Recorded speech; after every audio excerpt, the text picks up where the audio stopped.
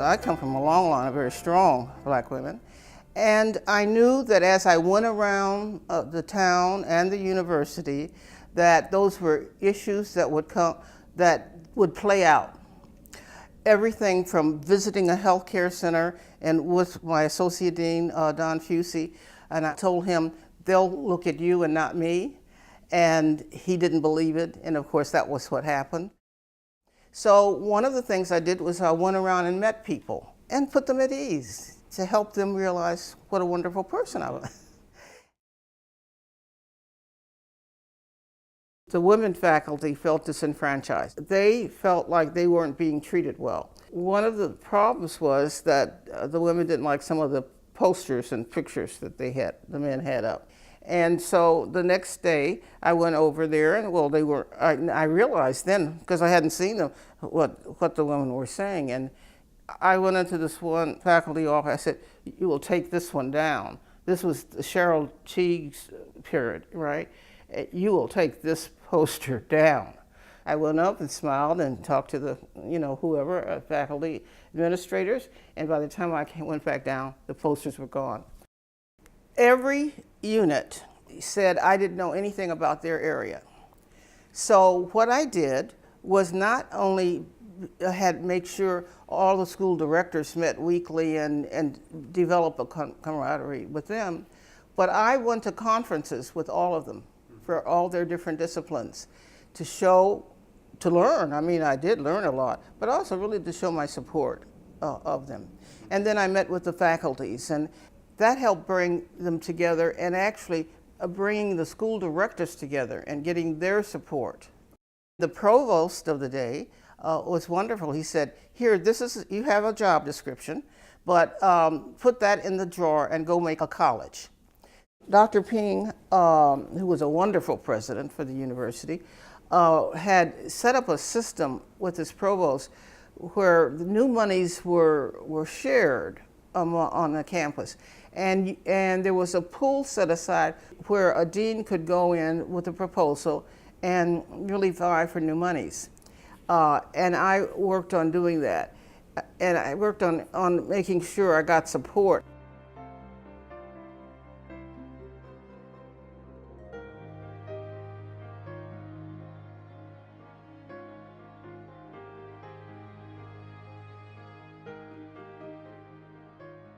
In the early days, the program was actually called Health Beat. The office was located in Grover Center, and for people who've been here as long as I have, we call it the old Grover Center. And the Health Beat office was located on the second level of Grover, behind the racquetball courts. It was a large hallway to begin with, no real ventilation or any services like that, and basically the facilities management took the ends of the hallway and hung drywall and made it an office. Well, I've worked with all of the deans in this college except the first one.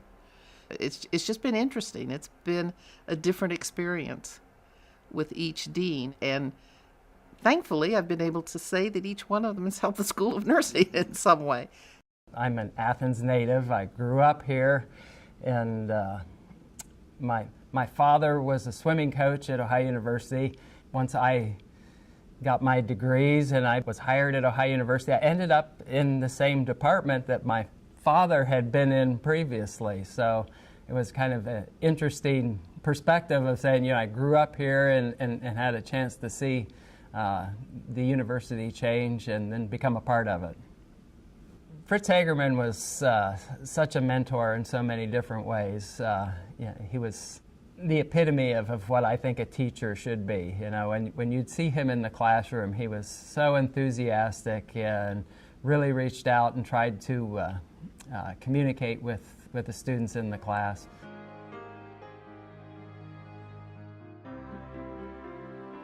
Both the undergraduate and graduate programs were the vision and essentially children of Skip Vosler. Any athletic trainer who has ever graduated from here, even after he retired, owes a debt of gratitude to Skip for everything he did to put these programs into place. Ohio was known for athletic trainers, largely due to Skip's efforts to not only do it right teaching athletic trainers, but also to help place athletic trainers into the profession. It's definitely a leader in the field of athletic training.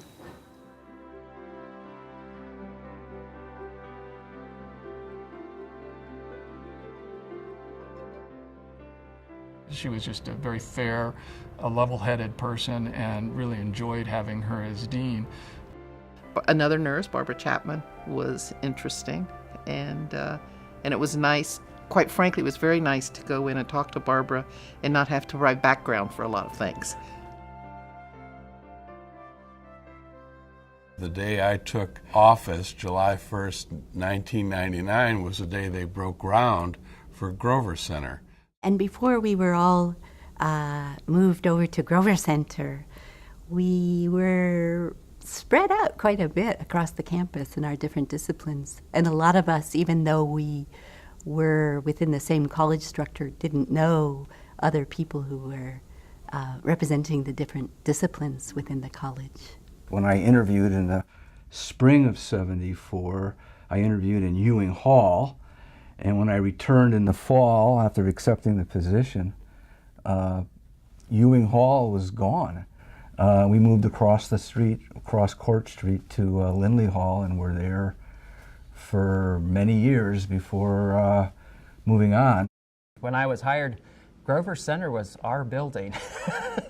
We were the only ones in here, and it was the gymnasium, it was the rec center. So, you know, the Ping Center of today is what Grover Center was at that point in time. I can still walk into the atrium and look up and remember the basketball courts that used to be there, you know, underneath.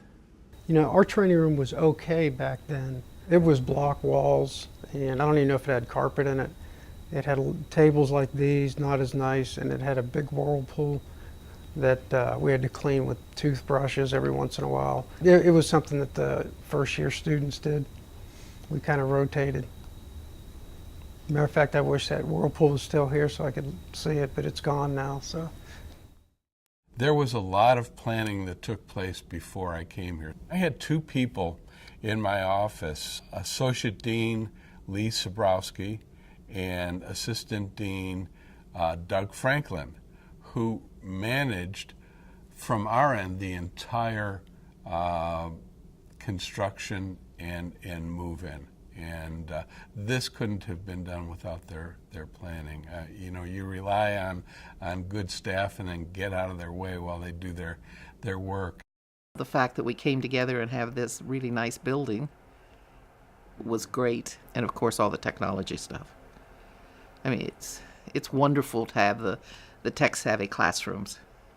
The college had to manage that renovation, and then had to manage not only the completion of that, but the integration of faculty into a building and working together in ways they hadn't worked together before.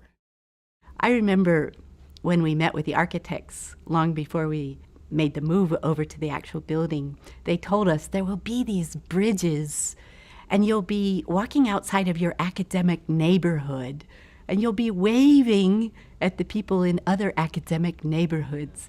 And we all thought that was kind of corny sounding, and you know, we were giggling at the meetings. Once we moved to actual Grover Center, we saw this amazing way that the facility, the actual structure itself, facilitates people connecting across disciplines. It was a wonderful opportunity to move forward and collaborate. Yeah. And it was like coming home to the promised land. I came into a college to lead a college that was primarily a teaching college and helped it evolve to one that took on the mission of student engagement, which was also a strength of the college and involvement, but research, which was not a strength of the college, and tried to gradually increase the expectations on faculty to be teacher scholars, and so that the students would leave here with some involvement in the research process. Roger Gilders and I were talking at one time, and when we were, back in the 80s, when we were, I think he was just starting, or he was working on his PhD during that time period too, the college was primarily a teaching college. You weren't pushing the limits on research, and you never heard of anything like a startup package or anything like that for faculty when you're bringing faculty in. Gary Neiman was just new to us, and we had so many opportunities to rethink our research culture and think about how we could build more of a scholarly atmosphere in the college. I think the word sleeping giant was one that Gary and I tossed about back then. We saw the program really had opportunities to advance in the research area. Our doctoral program, as I mentioned, has expanded dramatically because of an energetic faculty, a quality faculty who now have research facilities and the technology to put their research programs in place. Throughout that time, though, I don't think we lost the idea that we're a teaching college either. So the students really get the best of both worlds. They get those people that have really emphasized the research and understand what that's all about, and then they get the people that are working in the clinic and can bring that directly into the classroom. They're here to become clinicians, not researchers, but at the same time, the profession needs clinicians that understand and can think about the idea that, hey, I'm treating this patient, I understand what I know right now, but this patient could be part of a whole series of patients that might help me understand what I can do better, how I can treat this patient better to get them back to where they need to be. It was very gratifying to see that evolution, and that evolution was evident in the number of publications that faculty have received, in the amount of grant funding that the faculty obtained, and all of those have pointed upwards continually since 1999.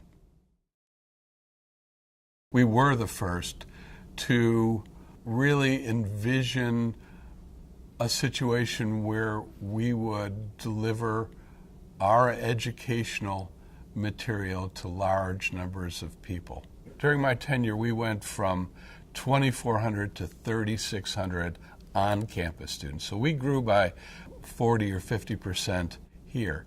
That we would add another 5,000 students who are online students, distance learning students. I could not have forecasted that, and it's become wildly successful. It's hard to schedule convenient times for working RNs to come into class. So we did some creative structuring. We used the Ohio University Learning Network, which allowed us to offer classes on 3 campuses simultaneously. And then when the shortage became even tighter is when we moved that program to an online program. We decided as we move forward in time to try to shift to an all online format in order to kind of shift the target market that we were looking to reach and to allow us to reach more individuals than we had been through the face-to-face program. We were now focusing more on mid-level healthcare professionals that were already out in the healthcare field working in mid-management type positions, but just didn't have the time or the financial ability to quit their job and come back on campus to pursue a master's. So it was very convenient for these individuals and certainly fueled the growth in the program. Getting the college reorganized, which happened upon my departure, but took a lot of work beforehand to thematically put that together. It was an uneasy idea for the college. You get very comfortable with status quo, but we knew that we needed to become a more intensive, thematic, health-related college.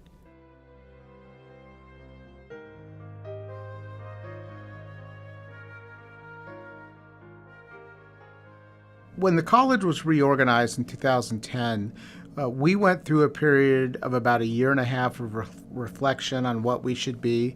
There were some agonizing decisions in terms of long-standing programs in the college where the feeling was they would be better positioned elsewhere, and so we had to facilitate a number of our most successful programs moving to other colleges. We also had to think about those programs that were remaining, what we really wanted them to be, how we would align ourselves, and what our focus would be. It really was becoming a very different college that needed time to grow into its skin.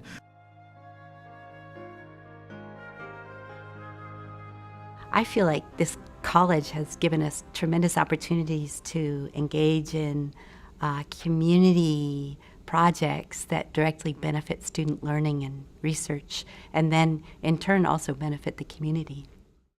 Most of our students come from suburban, middle-class environments.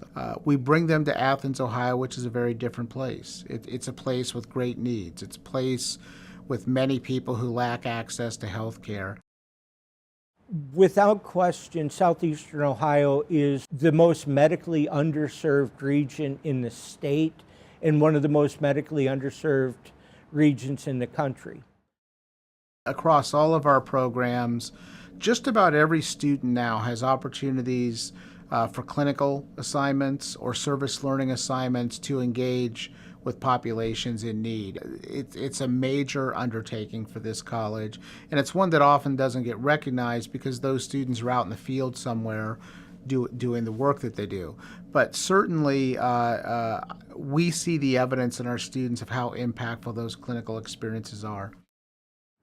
Our national president was in town last week, and he has a view of what a high school is like. I took him to some of the high schools around here to show them the impact that our students on a daily basis, thousands of hours a year, provide to not only the student athletes at these high schools, but the community, including teachers, parents, and just people that reach out to the athletic trainer to be the point of first medical contact, where, hey, you need to go somewhere and get that seen, or here, let's take another approach with it. We provide training to undergraduate student volunteers who then provide free in-home respite services to adults who are caring for other adults with disabilities. A lot of these people are people who aren't able to get out of the home, or if they can get away, they have someone that they have to take with them, and it can be quite difficult and challenging to be in certain physical or social situations with the people they're caring for. So it meets a great need, and it enriches the students' learning phenomenally. We created Ohio University Therapy Associates partly to allow faculty to have a place to practice, because all of the faculty were in the clinic too at that time, as well as hiring clinicians that could be servicing a lot of the community in this area, from pediatrics to geriatrics. I worked up at Hudson Health Center most of the time during that time, and so I would be teaching something in the classroom.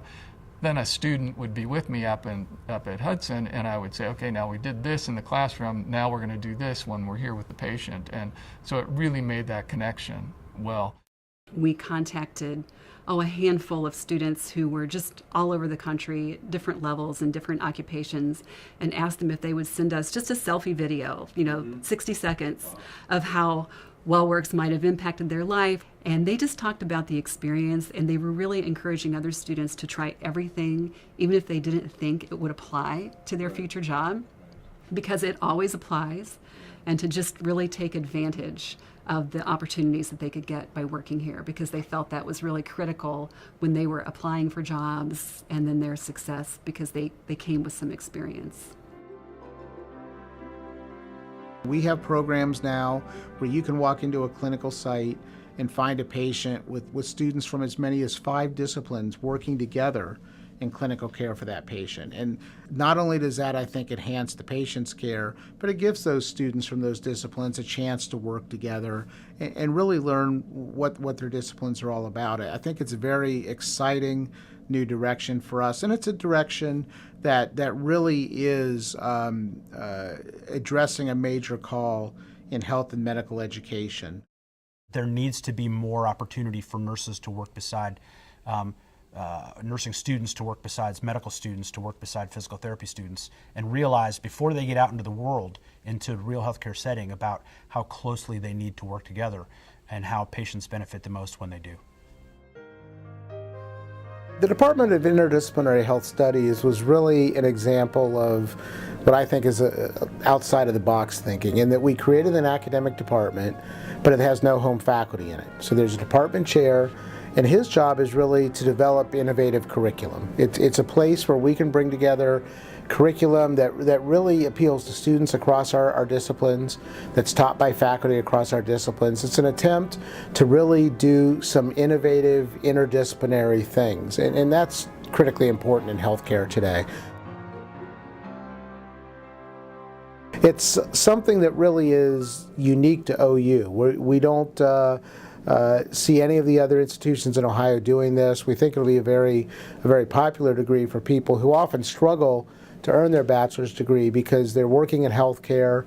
You know, they have strange hours. They work 12-hour shifts. It's just not convenient for them to do a very traditionally structured bachelor's degree. Healthcare today is transforming at such a rapid rate that we have to keep up in terms of how we educate health professionals. We cannot continue to deliver the education we've delivered for the last several decades. There are too many ways to make what we do better. We're already the largest health college in Ohio. Now we're moving to be the most innovative. And I think we should be a place, we will be a place where other universities come to learn how to be innovative.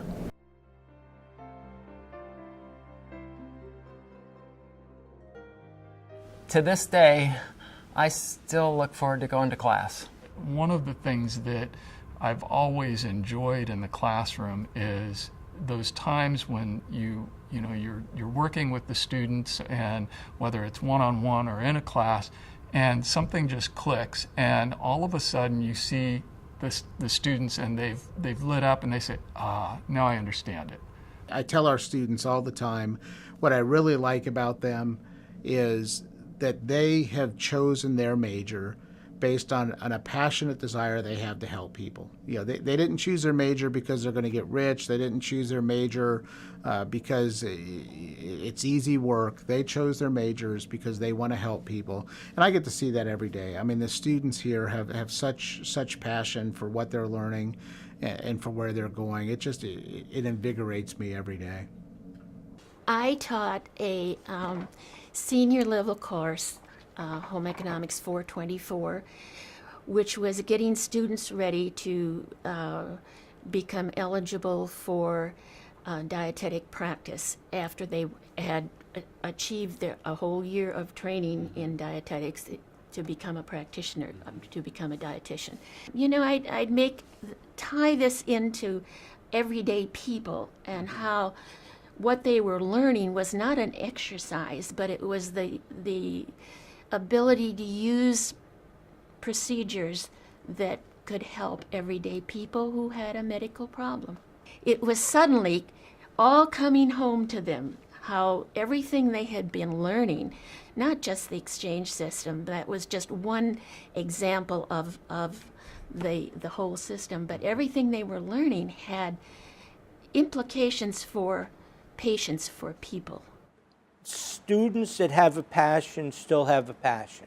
You know, every generation has some differences. I've now gone through a couple of them, but the common thread is, you know, the quest to be a professional, the thirst for knowledge.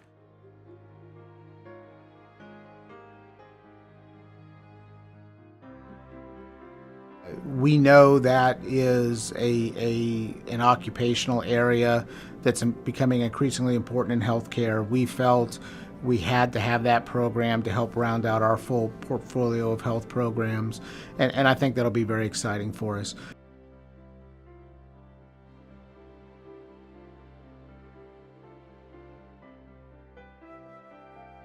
My vision for Dublin is you'll walk into a building and you'll find multiple programs of ours that are all health focused, but you'll also find other institutions in there supplementing what we do. And I could imagine a time where you could walk in there, you might walk into a classroom and you'll find students from 2 or 3 institutions sitting together, learning from the same instructor, integrating with one another. I think you'll see a time where you could walk in and attend a conference on something like immigrant health or aging patients with students from all those institutions coming together. I think you'll see a time where you'll also find some clinical services in the building there that will integrate in with our students and faculty. It's really about maximizing quality, graduating the best prepared graduates, conducting the most valuable research, engaging in service that benefits the community. We're at a time where it's all about us being the best we can be.